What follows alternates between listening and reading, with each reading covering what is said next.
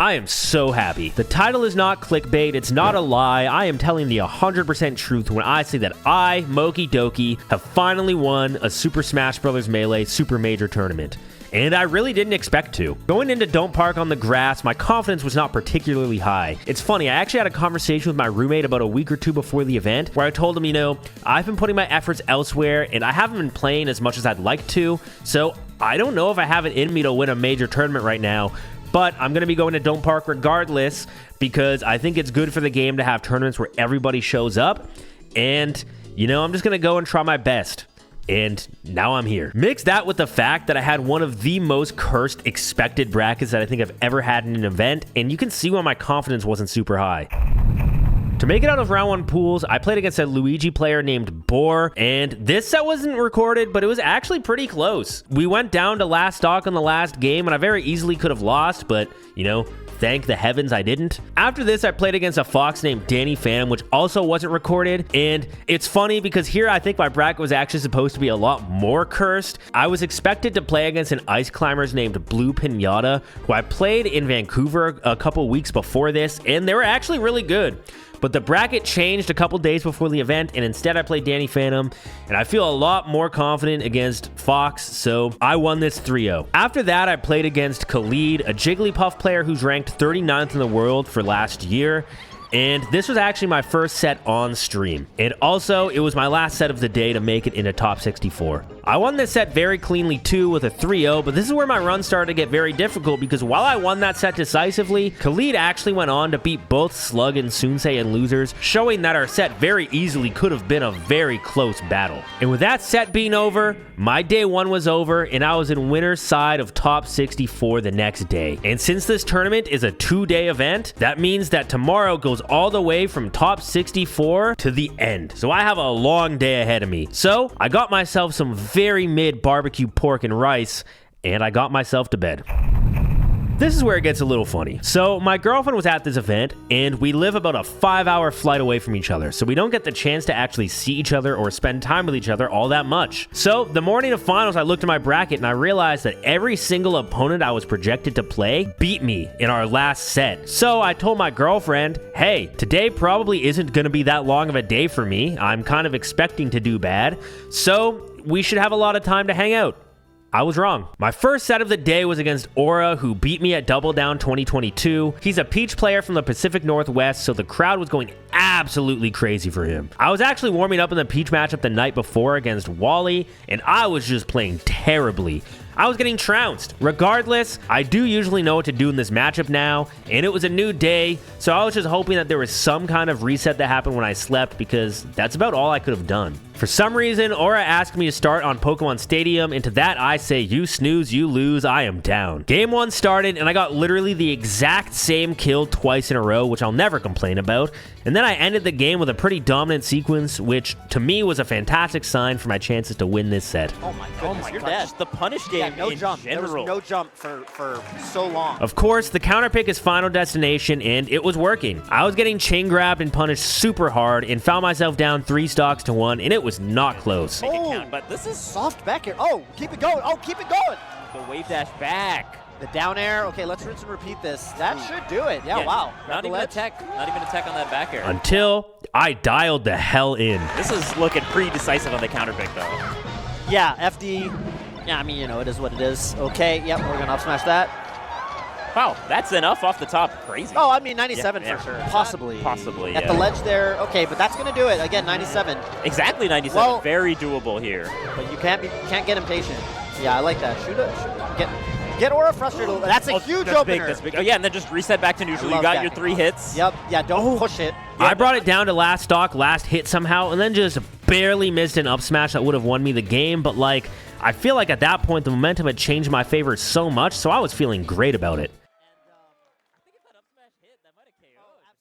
Game 3, I chose Yoshi's Story since I couldn't go back to Pokemon Stadium, and it was back to business. I played patient, I played smart, I was in control the entire time. Yeah, Moki's just got all the momentum, even with that little fade back neutral air. This is looking real tough. that's for it, I think. Okay, there. Okay. Oh, I like that. Even forward smashing to maybe call out some kind of opposite attack. We go to Fountain of Dreams game 4, and holy shit, I was almost so To sad. get off stage, not even allowing for a tech chase. Right. Super good. Ooh. Oh my goodness, what an idea there. I missed a close up smash on stock 1 to take the lead, which leads to me eventually dying first. They're contractually supposed to be cheering For Aura to then pull a Stitch Face and hit me with it twice while I was at 0%, just completely erasing my stock and skyrocketing his early lead. I crack a little smile despite myself very obviously not being happy at what just happened, and I locked it. And that's going to be a tilter. Okay, Moki taking the stock here, but almost sort of baiting Moki. Up here this. I think you kind of that just lends to the. Did you see the lead? Oh. But wait a minute. Hang on. No double jump either. Which might not matter so much against Peach, but Gotta close this out. I think Sends the other way. Still good. Still yeah, good. still good. Nice to roll Rolls out. out of the entire down smash. Oh, that's death. Gonna KO. Full odds with the crazy Stitch, some big down smashes. Moki is actually the one in the lead now. Yeah, Oh, Moki what not an letting up. Jeez Louise, Moki. Edge canceling off the platform. Yeah, again, Moki in full control. Moki is playing Oh. on fire right now. Oh, hang on, get out of there. Oh, the DI in on the up smash. Despite being down so much early in the game, I somehow made the comeback and won the set with a 3-1. My reward? Another Peach player in Triff, who also beat me in the last 2 times that we played, both at the Eggdog Invitational. Gets the down smash. The jab reset. Across the Great finish tech line. chase. And Run up there. And that That is the stop. Wow. End the set. Does it again. Lightning strikes twice. Triff is one of the few people who I actually really don't like running into in brackets because I know that once we sit down, I'm going to be sitting there for a while because he is willing to wait things out in camp, and I really don't like doing that. So if I'm not focused, I'm going to get run over pretty hard. With that said, I actually beat Triff pretty bad at Genesis, and I was really hoping I could just tap into that if I'm honest. The set starts and I get hit by an unfortunate down smash pretty early on, and Triff keeps the pressure going up 2 stocks within the first minute.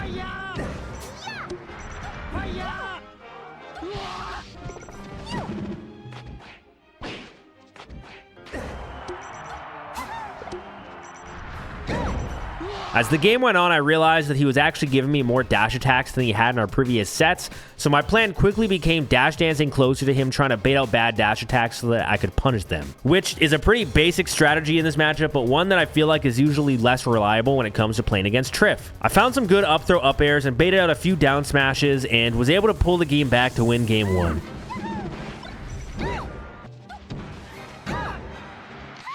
He takes me to Final Destination and the game plan stays the same. Laser, dash dance, find some good up throw up airs, bait dash attacks, and I ran away with it.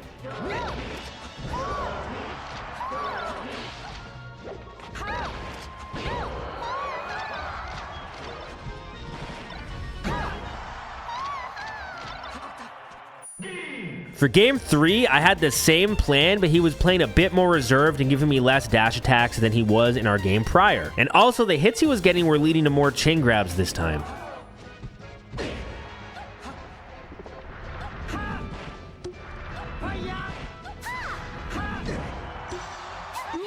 Regardless, winning one Final Destination game alone is huge, so I'm very happy knowing that I have 2 chances now to win on Pokemon Stadium. To my surprise, though, he was playing very different now. He was doing a lot less dash attacks in general, and instead was hitting me and taking space with fairs and nairs more neutral when we were scrapping. Otherwise, he was playing a lot more reserved. I was on the back foot this entire game, and it was a slow burn.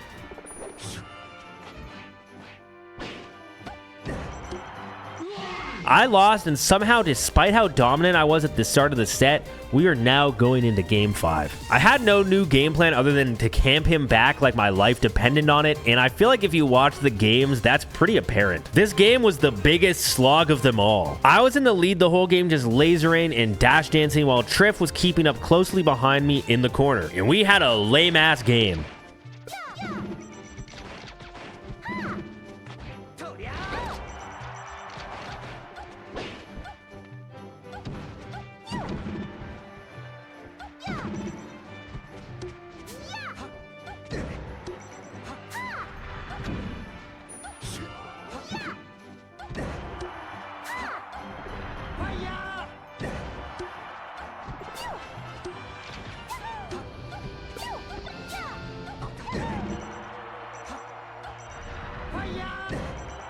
He pulled ahead right at the end to put me on my last stock, and I was playing antsy after to try to even it up, taking some damage in the process, but ultimately taking his stock before too much damage was done. On this stock, I just wanted laser damage or damage from stray hits. I was not going to commit to anything at all because I didn't want to have to deal with the risk of doing so.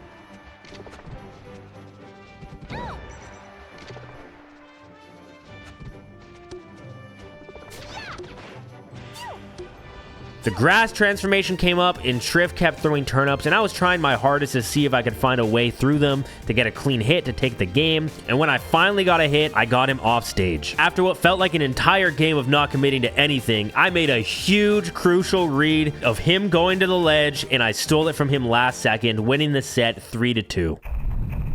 I am now on to winner's quarters against Cody Schwab, who also beat me the last time that we played at the Eggdog Invitational as well. So as you can see, I'm just on a path to try to get revenge for that tournament, which was obviously a stinker for your boy. Cody is also, funny enough, one of my least favorite people to run into in brackets because I feel like it's just a complete coin flip who wins. No matter what, we're almost always going to game 5, and it doesn't feel like we can even really prepare for each other because we're just going to go up on stage, hope for the best, hope that we get the good 50% coin flip and win, and that's that. Nothing else we can really do about it. We start on Fountain of Dreams because there's this thing with New York players that's, I think it's always been a thing since I've played, that they love Battlefield. So whenever I play someone from New York, I never let the set start there because I feel like if they're comfortable there, why would I let them have it? So I don't get away from them. I remember game 1 just feeling kind of off tech skill wise. I was dropping combos I usually get and was just slow overall on a lot of stuff. Smash should be able to clean this up.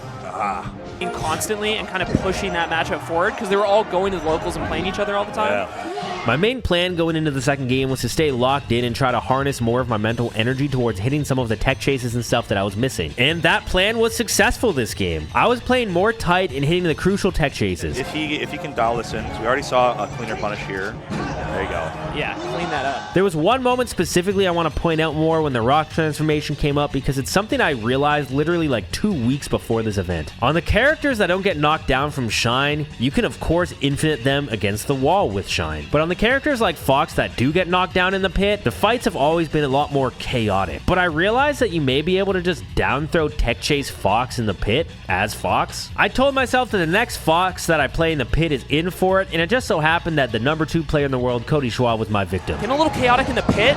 Pummels a bit. Wait. I love that. Other than that, it was a close back and forth game, but I hit a really clean combo last stock to seal it out to tie up the set count 1-1. Oh, he misses the move. Gets stuck in place. Oh, But turn up tilt. it doesn't matter. I love the timing mix up on that nair. Yes! What a wait! That was gorgeous. And of course, he brings me to Battlefield as I predicted. Another really close game, super back and forth with us both hitting really hard punishes. Something that people kept roasting me on a couple months back was that I never did reaction tech chase up smash to seal out the kill. I would always grab instead, which sometimes wouldn't actually end up leading to a kill. So needless to say, I'm super happy with the way I took this last stock. I've been working on it, boys. Up smash. Yes, okay. Back to Battlefield, and this game is really funny because Cody would hit me with a nasty combo. Like, oh God. Oh my god. Oh. Put him to bed. Okay. Put him down. All right. Oh. And then I would find a little shine spike, Energy is what's made a lot of people. and then he would hit me with another long combo, and I'd just find another shine spike. We are losing the... Oh, shut him down. It went like that until the end, and I was really in a position to close the set and move on to winner semis, but I'll just show you guys what happened to me. Oh. Anti-shark shine. Up air. Forward air. Finds the- Interesting fair. That was such an unsafe back air, Aiden. Oh. I thought he was going to get up to the ground there for sure. Okay. He's playing it so patient. Knockdown. Oh, you're giving Cody everything. Oh, he goes. He does a really quick fast fall there, so Cody can't fully track. Oh but my it's God. not dead yet. Give him time. Moky coming down. Cody clawing this deficit back, and he gets it, and he's not even shaking. Just sickening. So somehow, some way, who could have predicted? Me and Cody Schwab find ourselves in another Game 5 set. One of the things Cody hates about me is that I counterpick him to Final Destination. It's funny too because I actually don't like this stage in the matchup. I actually quite dislike it, but I'm pretty decent there, and if Cody hates it, of course I'm gonna go there. So that's where I took him. He gets a really clean stock to take the lead. I find a bit less of a clean stock to even it up, but it gets the job job done. Smart spot dodge. You know he wants that. I love that little waveland back after the double jump. We roll it up. I mean, I then get a classic Fox 0 to death to take the lead myself. dash back, but it's still falling through on the tech chase. Up tilt. And now the tech chase looks so much more confident compared to game 1. Yes. Huge stock for Moki. Yep. And he's getting all the proper bear hitboxes he needs. He's going to roll that up. 22% still didn't take a single hit. Then he grabs me and takes that stock to death too. It's actually crazy. The way the game is now, how you just see them get their one opening, Yeah. and you expect the stock to end. We are actually just death touching the other person, which in game 5, when the nerves are high, is actually so crazy. Just once again, back and forth the whole game until we are last stopped. One knockdown. Is that all he needs? Yeah, we'll see. Forward air. Misses the dash back. Okay, Oh but my god, dude. game 5 last stock. This is And then this happens. Aiden. This is where Melee's meant to be. No! He Duraki'd on accident, and he exploded because he was facing wrong. His ECB couldn't actually get the ledge dash. Let's fucking go! In all seriousness, I hate for a banger set to end that way, but hey, nothing I can do about it. Now I'm in top 8 winner's side, and my next opponent is Hbox, so I just have to get myself in the proper mental for that. I had a tiny break before top 8, so I went to a nearby cafe and got some cereal in a cup, you know, shoutouts to cereal. And then I went back to the venue and I found a setup to move around on and make sure that my hands were moving exactly how I wanted them to. I had no idea what to expect going into this Hbox set because we've played some truly toxic sets in the past. But we recently had a water under the bridge moment. A few months back at Wavelength, I was plastered at the bar, and Hbox came up to my group of friends, and I just said, "Hey Juan, we need to bury the hatchet, man." And he said, "We will bury the hatchet if you stop making mean tweets about me after we play." And I said, "Okay, I will do that if you stop super camping me every set we play." And he thought about it for a second, put his hand out, and we shook hands on it, and the rest is history. And let me tell you guys, that deal was upheld because this set was a banger. We just messed each other up the entire time, just really aggressive, really in the other person's face. I think it may have actually been the quickest Moki versus Hbox set of all time, and that isn't to say that it wasn't close, because oh my god, this set was also close as hell. Hbox is also one of those people who I don't have too many notes for. I kind of just let myself play. I want to just hit the zone, play, be aware of what he's doing, so if I need to, I can make changes, but I don't go into it with a big game plan or anything. Right off rip, I get rested twice, but I get to trade stocks on the second, and then I play a really clean stock to even it up. I almost get the cleanest Fox versus Puff combo of all time, but it just barely doesn't kill. I then miss an up throw up air to take the lead, which results in me losing my stock first. Time, you know what I'm saying? He just like me for real, for real. Oh! Moki would never get 97th, though. That's like... And then Hbox getting yet another good rest on You me. can do stuff like that. But, I mean, low-key, this is dope, too. Yo, Okay. Hbox. I always prefer Stadium over Final Destination versus Hbox because he plays around the platforms a lot, and I'm used to it. Final Destination is, of course, really good as well, but since there aren't platforms, he plays it very different, and sometimes it can take me a bit of time to get my footing. While the first game Hbox was hitting his rests, this game I was hitting my early up throw up airs. It's tough to Love do to when see you. it. I think it's a little tricky because there was like a platform. no, I two-stock him back to even up the set 1-1, and no doubt about it, we are going to Dreamland next. Dreamland we go. The game starts, and within 15 seconds, I SD, which on Dreamland especially really sucks, Ooh, oh no, and the air dodge. because he could really milk this and make my life hell. But as I said, we made that truce, baby, and that is not what happened. We kept exchanging stocks one after the other. Kind of tricky. You can see. Ooh, I like that. I like that fade back. Okay, yo, yeah. Oh, That's he just should it. be dead, yeah. Yeah, there you go. With me on the back foot the whole game until we got to our third stock and I finally started to pull ahead. And I got to give it up for Hbox's DI. Ooh, Oh, gets the grab side though. B, yeah. Once he got his footing, he never let up the pressure and found a rest to even up the game 1-1. There was potential horror when I got grabbed, but I had great DI and thankfully it didn't lead to a rest. I played in a really annoying range right outside of Jigglypuff where I really wasn't committing to much, but if he went for anything out of line, he would catch a straight back air or something from me. I played the entire stock this way and it was overall pretty dominant for me, and minus me missing an easy up throw up air, I won the stock solidly, which also feels good against the clutch box. Hbox. Okay, but that's the KO move-ish.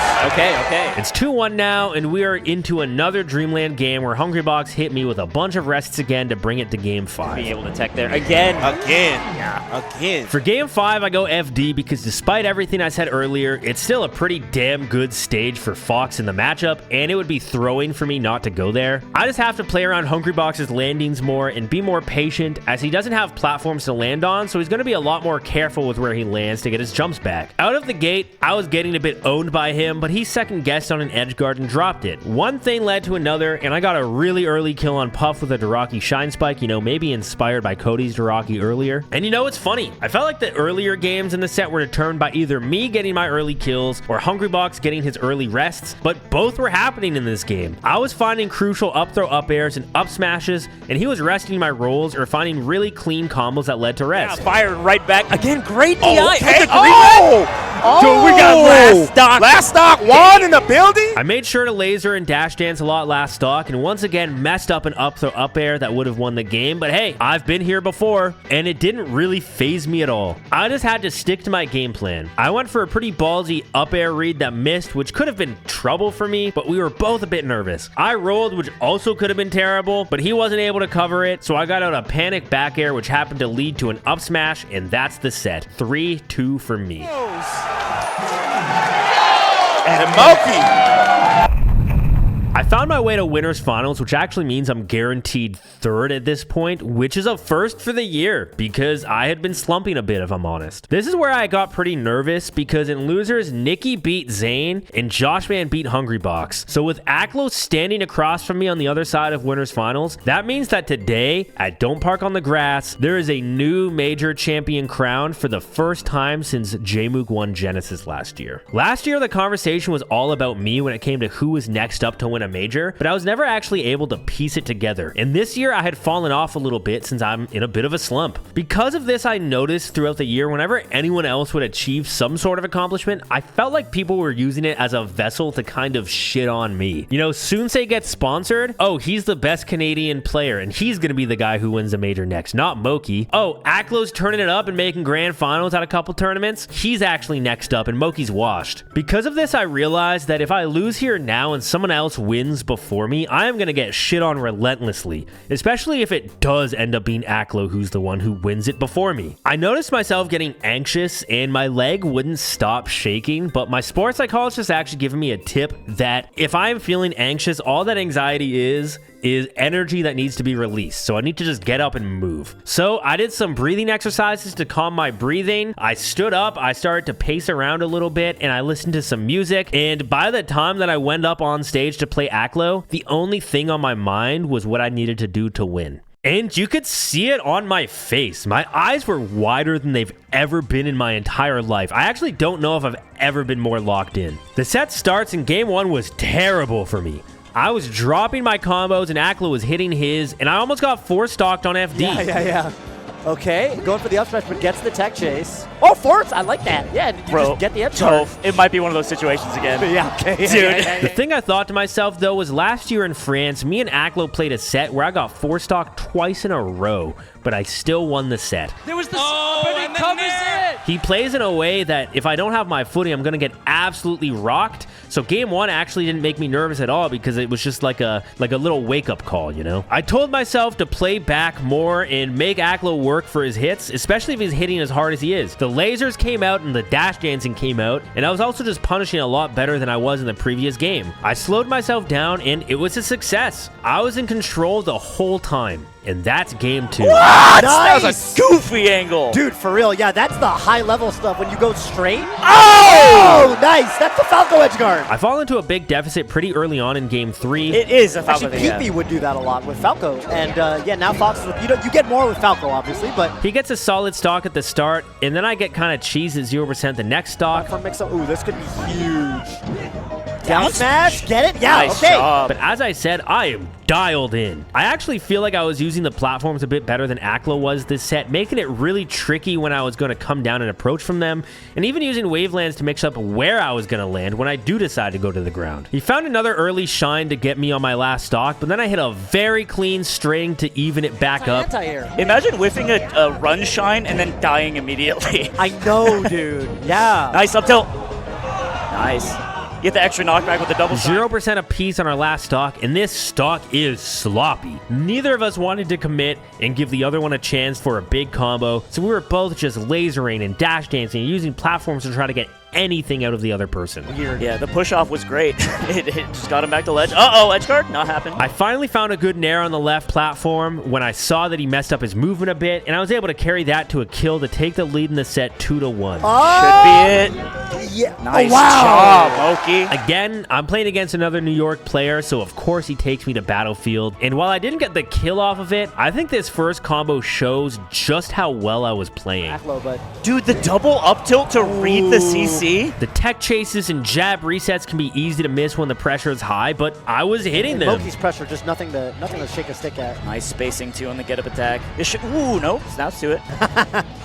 Yeah, dude. I think he kind of stuffed. I think that was a mid-short attempt. I think Moki just stuffed it. I find a nice back air edge guard to take his second stock, and then I evade his respawn invincibility perfectly and find a grab when he messes up his platform movement a bit. This grab punish is so clean. I get the jab resets again, and while I dropped it at one point, I realized that I dropped it, and then I read his back air anyway, pushed him off stage, and found a really good drill to push him beneath the stage and take the stock. Nice down air!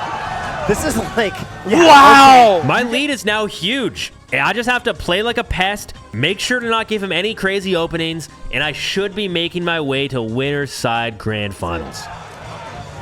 Man, you need. No! How many times? I'll take it.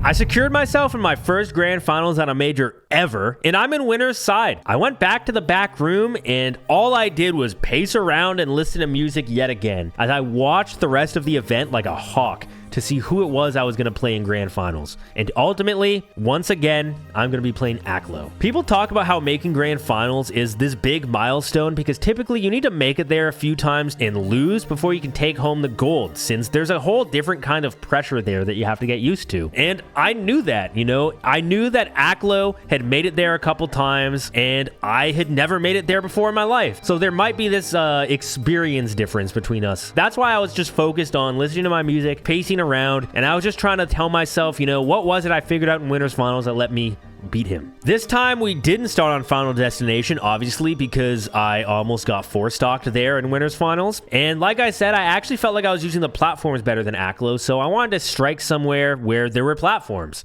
So that's why we start on Dreamland. Immediately, we are both respecting each other more this set than the last. We do not want to give the other person anything. I won't lie though, this first game was a bit of a handout. He SD'd, or at least like half SD'd, pretty much all 3 of his first stocks with missed angles or missed ledge dashes. This game was still very close regardless though, but at the end he went for a side B edge cancel on the top platform to escape my pressure, but I noticed that he messed up the spacing a bit, so I nared it, and then I went for this really sick YOLO nair that in the moment I wasn't sure if it was actually going to work, but it did. Of course, he takes me to Final Destination, and this game is a lot closer than the FD game last set, though I didn't have the platform to fall back on and was ultimately losing the whole time. The thing about FD though is that since there's the chain grab in this matchup, you can very easily make a big comeback if needed. And on the last stock, I just about almost did that. I hit a decently sized combo, but I dropped it. But it doesn't matter because this set I had a big realization. I realized that if I ran at Aklo, he was often shielding, anticipating a dash attack or a nair. But he wasn't actually reacting to me doing one of those things. He was reacting to the spacing that I would put myself in before I did it. So I realized if I ran at him, he would expect a dash attack or an air and shield, and I could just grab him. So I started running into the corner and getting a lot of grabs, and that's what I did here to pick it back up. Yeah, he teleported to the other side and a chase down with the grab. I got the grab, I went for the tech chase, missed it, and then I got edged out and lost. But I made that game scary, and I think I put the momentum in my court. I go back to Pokemon Stadium, and we were both hitting like trucks. On the Wizzy stuff. Exactly. Where you just start bouncing around the screen like a pinball. Yeah, it's like different. Someone looked into it a long time ago. It's different with Fox. He takes the first stock, and then I follow it up with a really deep offstage back air combo. Nobody home. Yeah, dude. Moky, one. like, I don't know, made that Oh. a little weird. Made that weird, but that was sick. No way. The transformation comes up, and I would imagine I have more experience playing on the transformation since I started all the way back in 2014, and I win the scrap on the rock and take the lead back. Oh, yeah. Get ledge guarded, bro. That said, the transformation owned me because when it was going down, I may have been hit by a full charged up smash, but you know, whatever. So weird. We ended up on a pretty even last stock, and once again, the transformation comes up, and we are trading on the scraps this time, but I come out on top. Joe replicate.